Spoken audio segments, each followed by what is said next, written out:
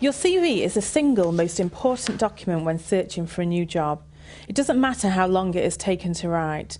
The person reading it will take about 5 seconds to form an opinion.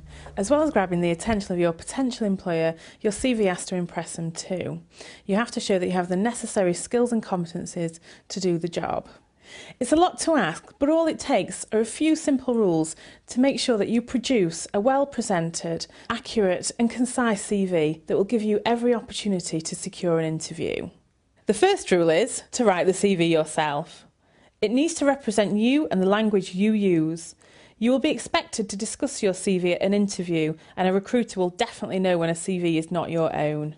The best way to lay out a CV is to start with your name and contact details. Your date of birth is not necessary, neither are your nationality or marital status. The big question now is, what comes next? This is the critical part of the CV.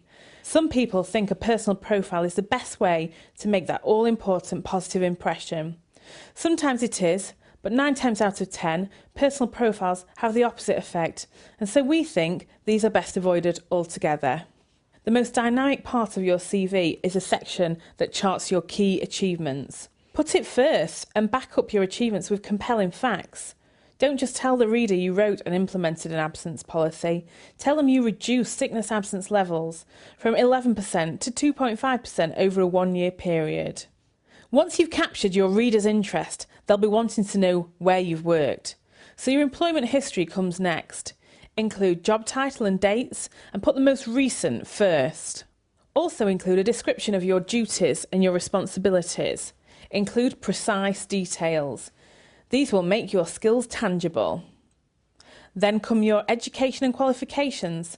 Again, most recent first. Start with your most relevant professional qualification for the job.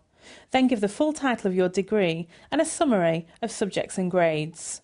These are followed by relevant training, which comes in a separate section. The interests and hobbies section should not be underestimated. Keep away from boring cliches.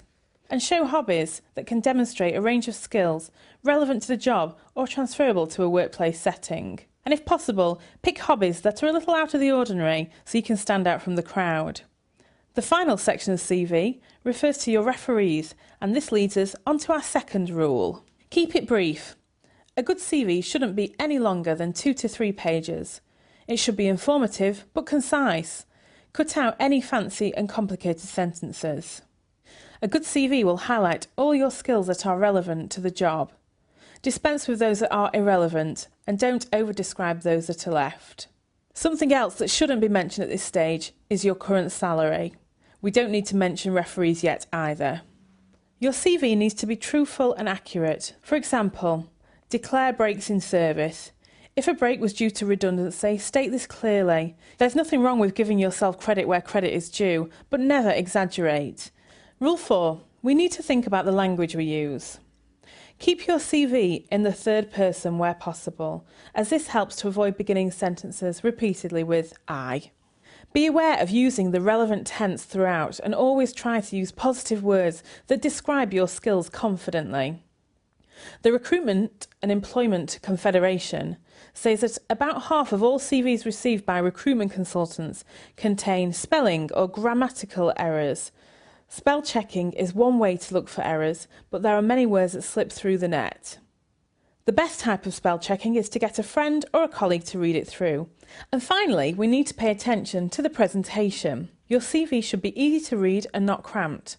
To achieve this, the chosen font should be uniform throughout, although headings can be emphasised with size changes, bold lettering, underlining and italics. Fonts such as Times New Roman or Arial with point 12 give a CV a professional air. For a more interesting font, consider Georgia, or a more classy choice might be Geneva or Verdana. Bullet point styles should not be mixed, and indenting should be consistent throughout. Like the Forth Bridge, a CV is never finished. It should always be kept up to date and, of course, tailored to every individual opportunity that you apply for.